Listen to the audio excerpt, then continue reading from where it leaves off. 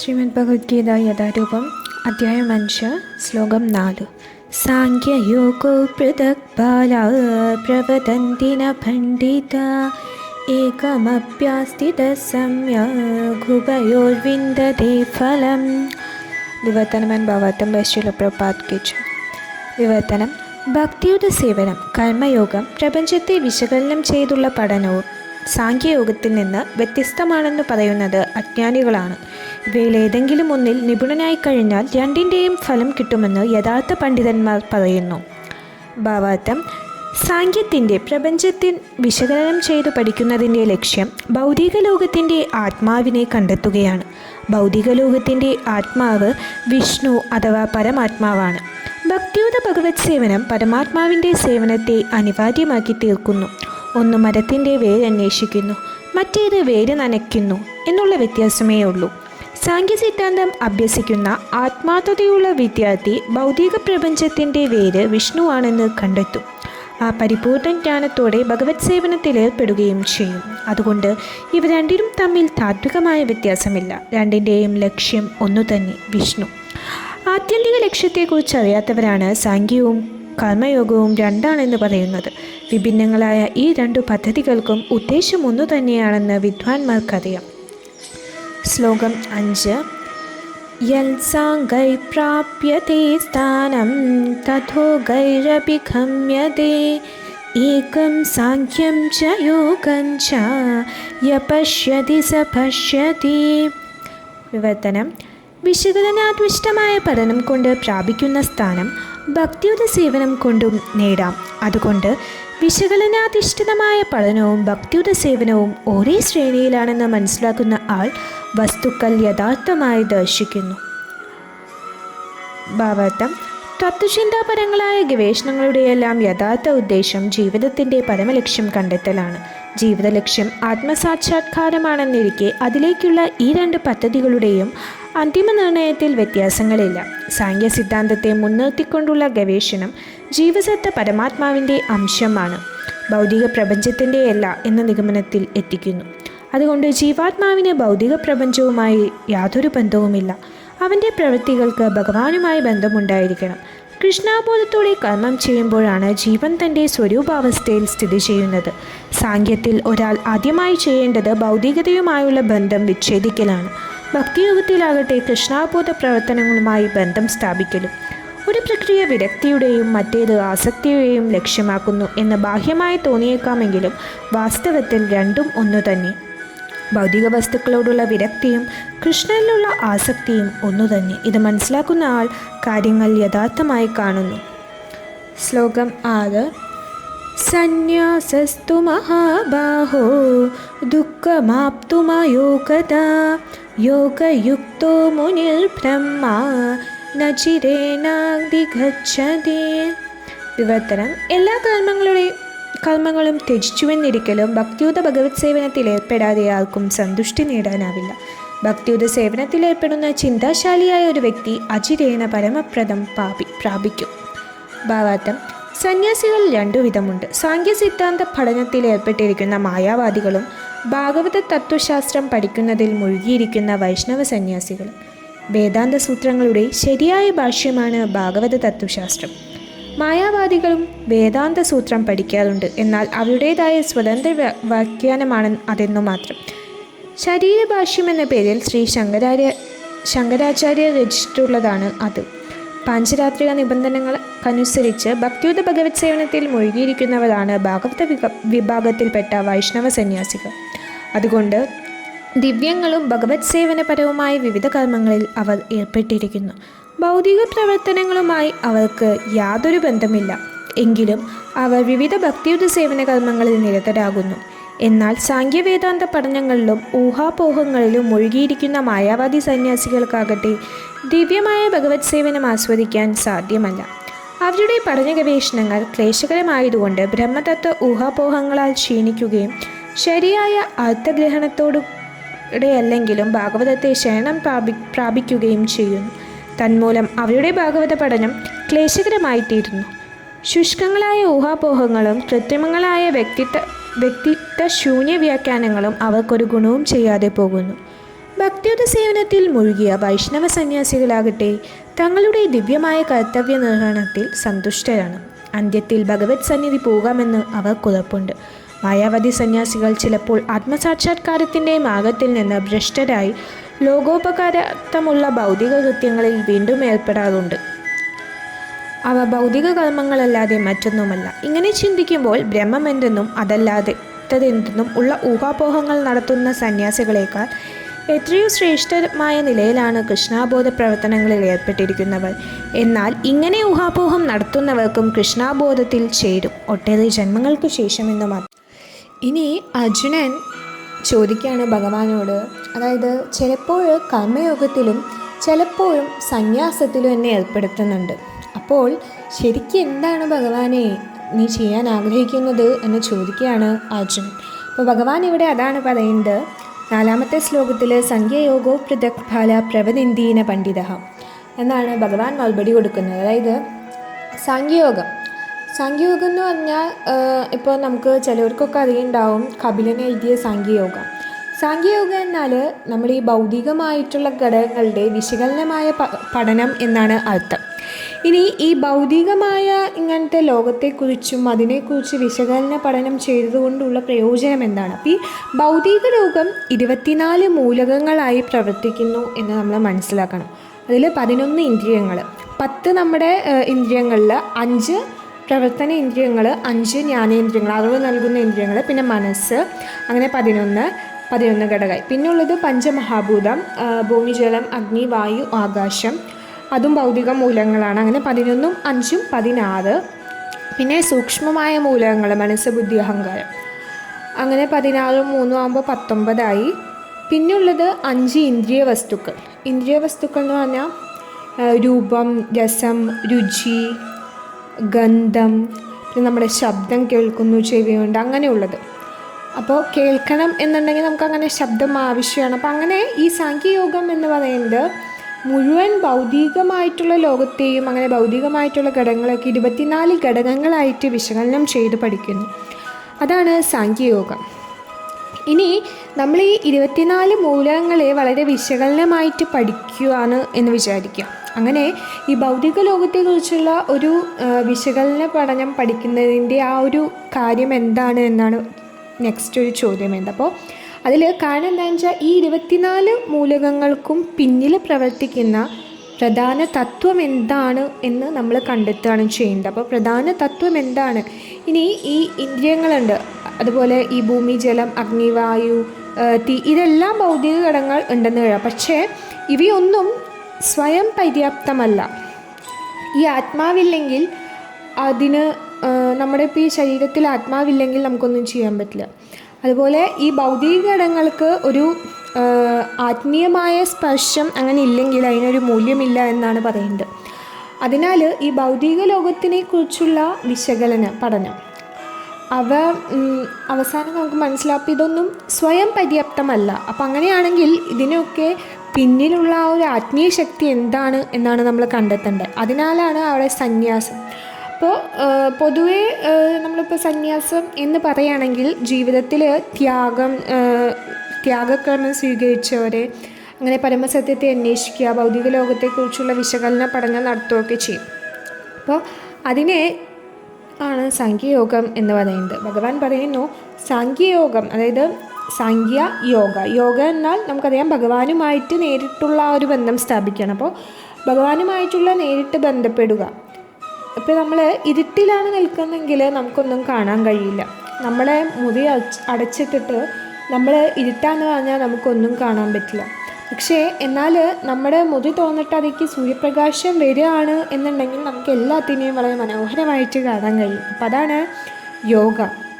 അപ്പോൾ കേവലമായിട്ടുള്ള ആ ഒരു വെളിച്ചം, കേവലമായിട്ടുള്ള ആ ഒരു സത്യവും അങ്ങനെയായിട്ട് നേരിട്ട് നമ്മൾ ബന്ധപ്പെടുകയാണ്. അപ്പോൾ ഈ ഭൗതിക ലോകത്തെക്കുറിച്ചുള്ള വിശകലനമായ പഠനവും കൊണ്ടും അതും പര്യാപ്തമല്ല എന്നാണ് പറയുന്നത്. കാരണം ആ ഒരു പരമമായ ആ ഒരു കേവല സത്യമായിട്ട് അങ്ങനെ ആ ഒരു പരമസത്യമായിട്ട് നേരിട്ട് ബന്ധപ്പെടുന്നത് വരെ നമുക്ക് ഈ ഭൗതികമായിട്ടുള്ള പഠനം പഠിച്ചാൽ അതിന് മൂല്യമില്ല എന്നാണ് പറയുന്നത്. ആ ഒരു അറിവിന് മൂല്യമില്ല. നമുക്കിപ്പോൾ വേണമെങ്കിൽ എന്ത് വേണമെങ്കിലും പഠിക്കാം.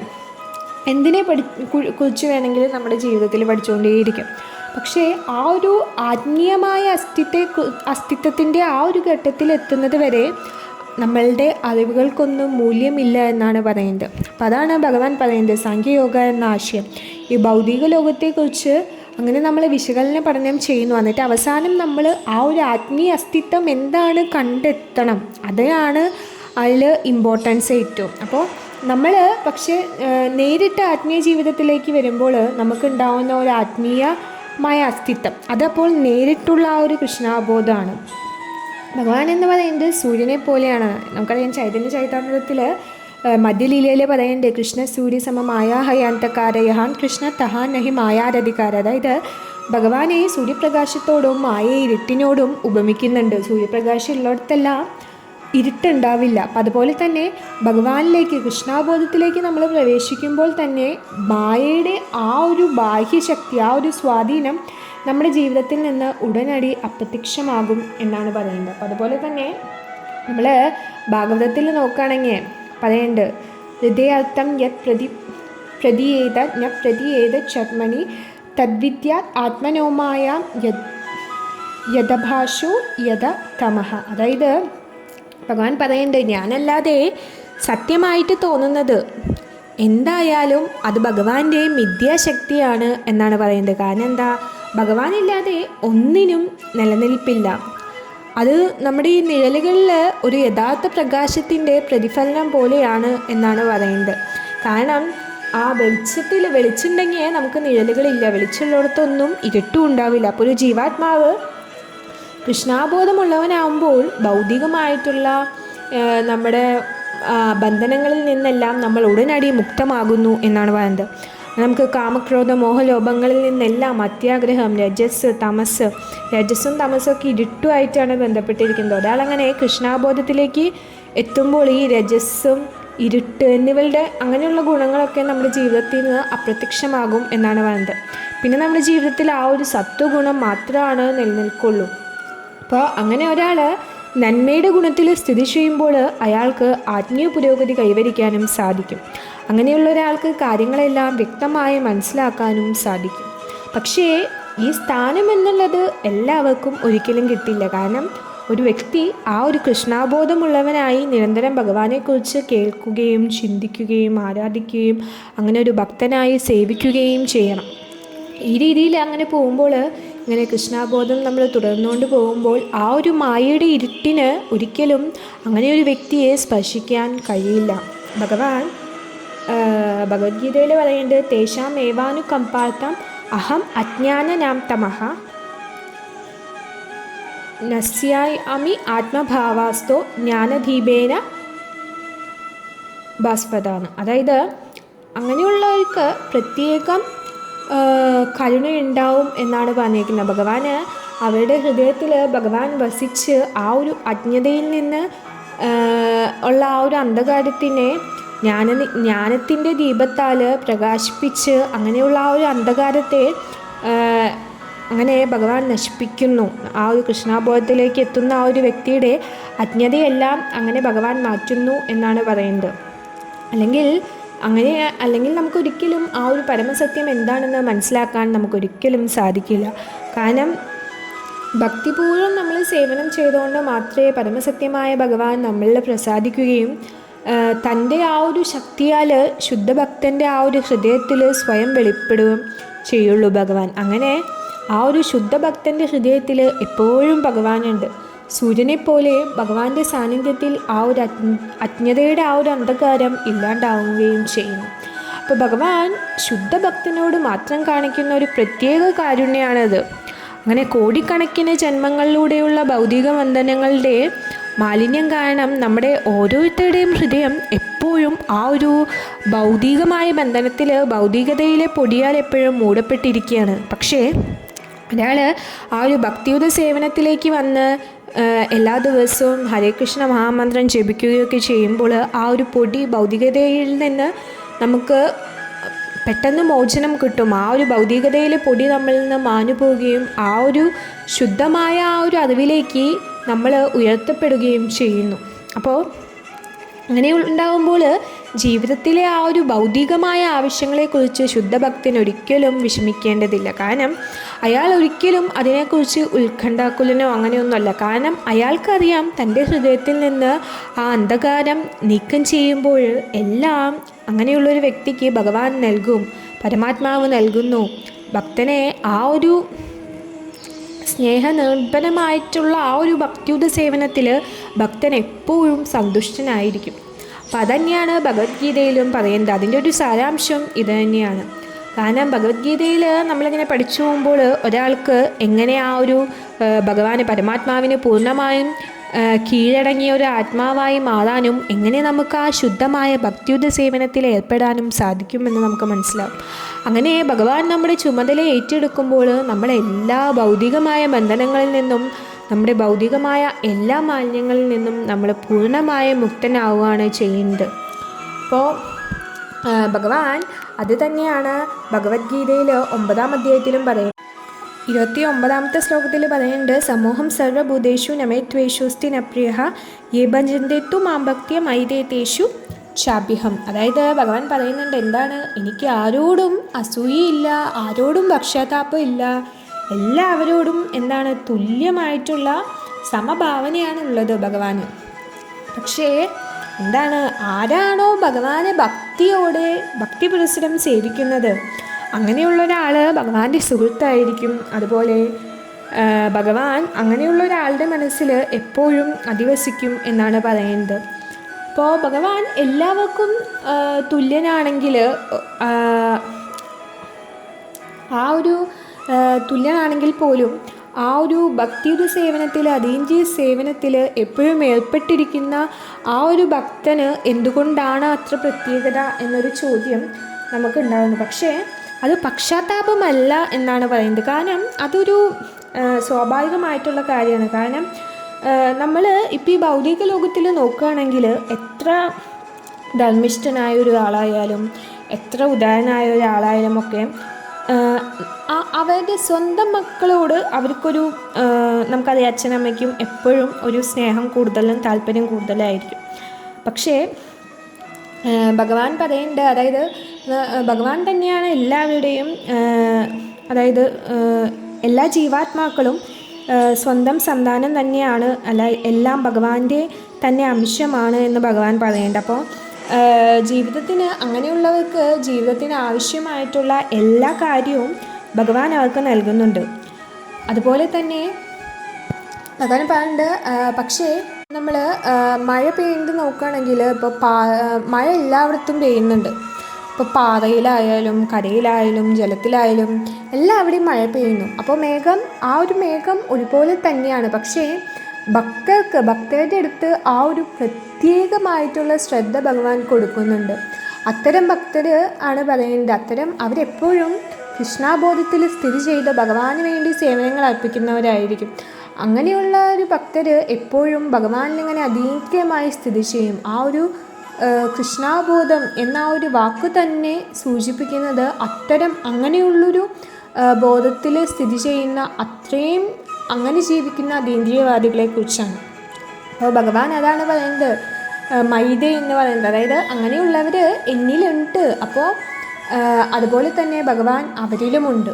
അപ്പോൾ ഇത് നോക്കുകയാണെങ്കിൽ പരസ്പര വിരുദ്ധമായൊരു കാര്യമാണ്. കാരണം യേ യഥാമാം പ്രപദ്യത്തി താം തഥൈവ ഭജാമ്യഹം, അതാണ് ഇത് വിശ്ചയിക്കുന്നത്. അതായത് ആരെങ്കിലും എനിക്ക് കീഴടങ്ങുകയാണെങ്കിൽ അവരെ ഞാൻ പ്രത്യേകം പരിപാലിക്കുക. അപ്പോൾ ഭഗവാനും ഭക്തനും തമ്മിലുള്ള ആ ഒരു പരസ്പരമായിട്ടുള്ള ആ ഒരു ബന്ധമാണ്. അതായത് ഒരു സ്വർണ്ണമോതിരത്തിൽ നമ്മളിപ്പോൾ ഒരു വജ്രം വെക്കുകയാണ് എന്നുണ്ടെങ്കിൽ അത് വളരെ മനോഹരമായി, അതായത് ആ ഒരു സ്വർണത്തിൻ്റെ മഹത്വം കൂടും. അതേസമയം ആ ഒരു വജ്രം മഹത്വപ്പെടുകയും ചെയ്യും. അപ്പോൾ ആ ഭഗവാനും ജീവാത്മാവും അങ്ങനെ ശാശ്വതമായി തിളങ്ങുന്നു. അതാണ് ഒരു എക്സാമ്പിൾ. അപ്പോൾ ഒരു ജീവാത്മാവ് പരമാത്മാവിൻ്റെ ആ ഒരു സേവനത്തിന് വേണ്ടി ചായ്വുള്ളവനാവുമ്പോൾ അവന് ആ ഒരു സ്വർണം പോലെ കാണപ്പെടും. ഭഗവാനായപ്പോൾ ആ ഒരു വജ്രമാണ്. അപ്പോൾ അങ്ങനെ രണ്ടും കൂടി സംയോജിക്കുമ്പോൾ അത് വളരെ മനോഹരമായിട്ട് മാറുകയാണ് ചെയ്യുന്നത്. ശുദ്ധമായിട്ടുള്ള അവസ്ഥയിലുള്ള ആ ഒരു ജീവാത്മാക്കളാണ് ഭഗവാന്റെ ശുദ്ധ ഭക്തർ. ഭഗവാൻ തൻ്റെ ഭക്തരുടെ തന്നെ ഭക്തനായി മാറുന്നു എന്നാണ് പറയുന്നത്. കാരണം ഭക്തനും ഭഗവാനും തമ്മിൽ അങ്ങനെ ഒരു പ്രത്യേകമായിട്ടുള്ളൊരു പരസ്പര ബന്ധമുണ്ട്. അല്ലാണ്ട് നമ്മൾ ഭഗവാൻ എപ്പോഴും ഒരു ആഗ്രഹം വൃക്ഷം പോലെയാണ്, ആഗ്രഹിക്കുന്ന എന്തും ഭഗവാൻ നൽകുന്നു എന്നൊക്കെ പറയാറുണ്ട്. പക്ഷേ ഭഗവാൻ പൂർണ്ണരാണ്. ഭഗവാൻ എന്ന് പറയുന്നത് പൂർണ്ണമാണ്. ഭഗവാന് ഭക്തരോടൊരു പക്ഷാതാപമുണ്ട് എന്നുള്ളത് ഭഗവാന്റെ ആ ഒരു പ്രത്യേക കരുണയാണ്. അല്ലാണ്ട്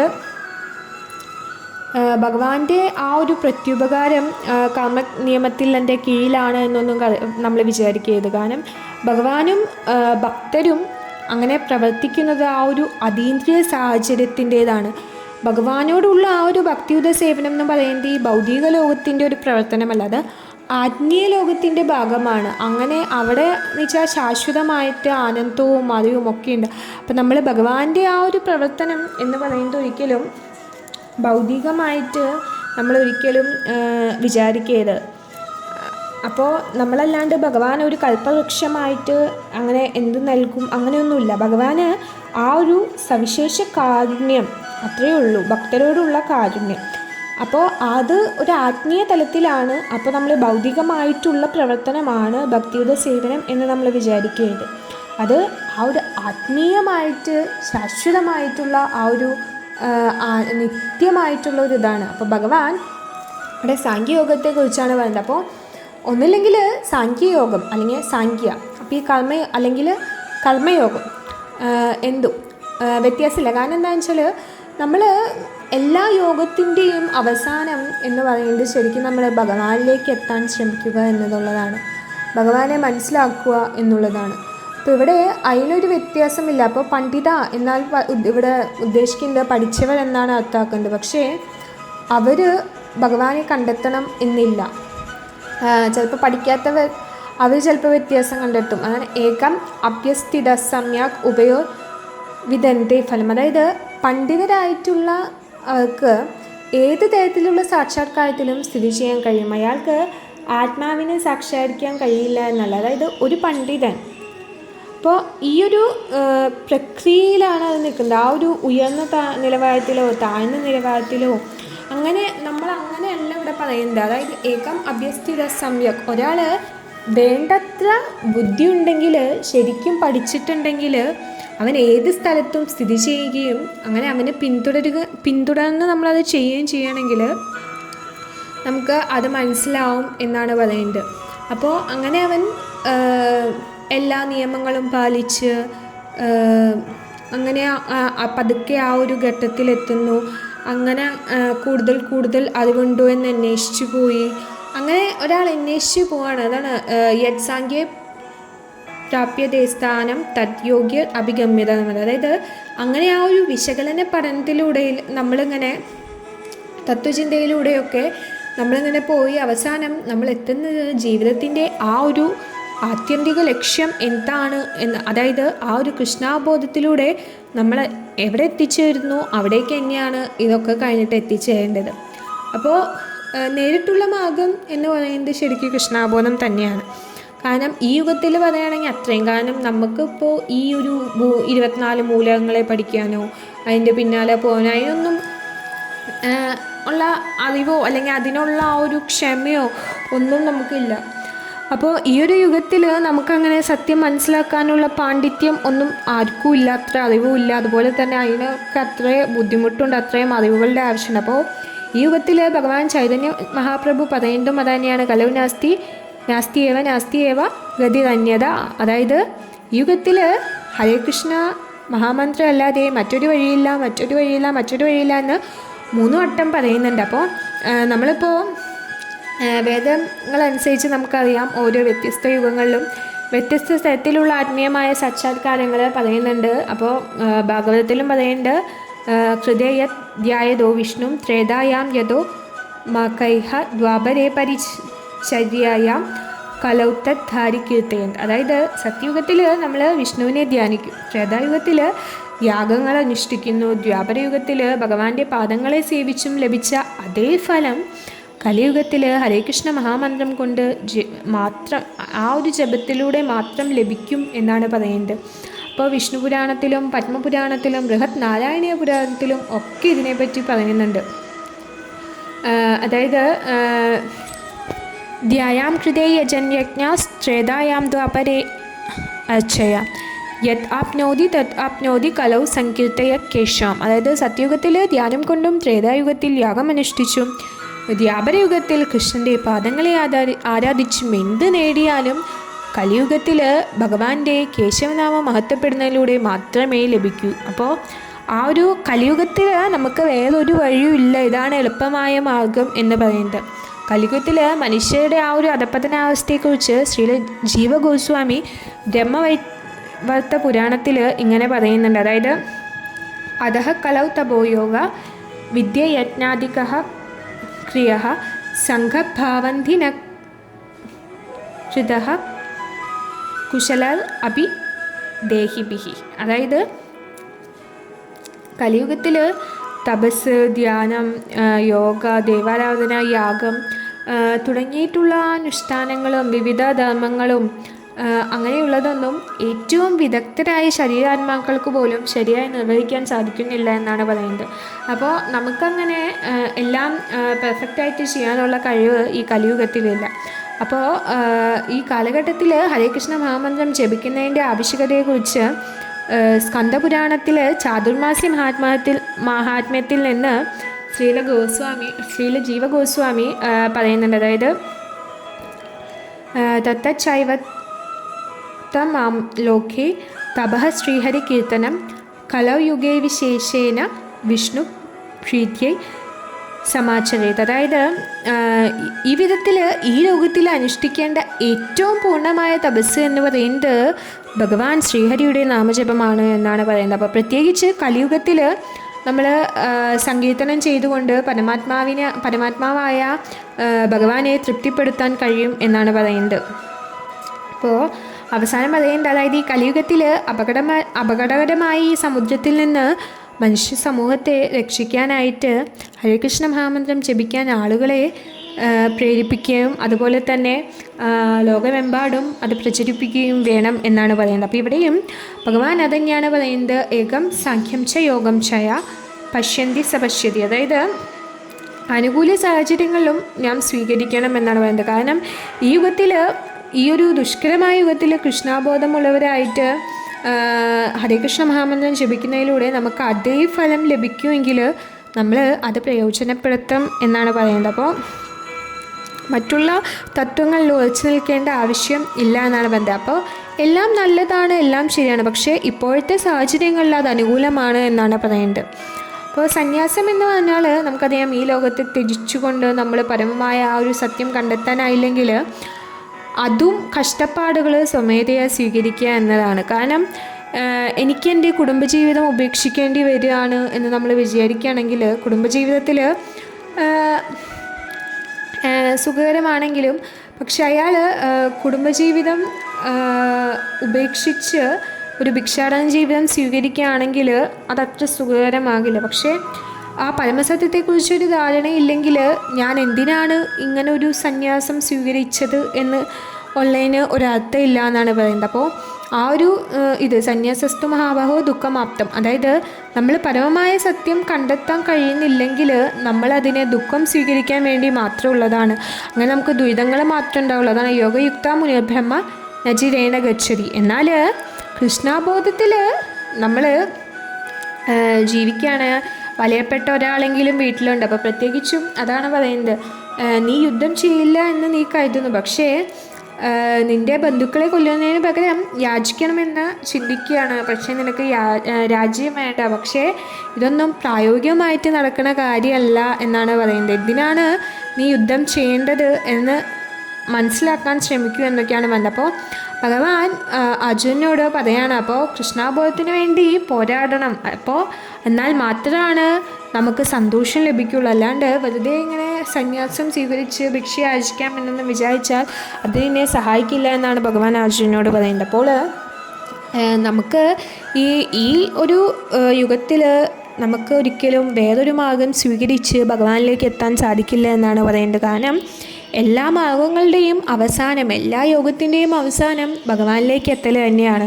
എല്ലാ യോഗത്തിലെയും ഏറ്റവും വലിയ യോഗി എന്ന് പറയുന്നതും ഭഗവാന്റെ ആ ഒരു ഭക്തൻ, ഭഗവാനെ മനസ്സിലാക്കിയ ആ ഒരു ഭഗവാന്റെ ശുദ്ധ ഭക്തൻ തന്നെയാണ്.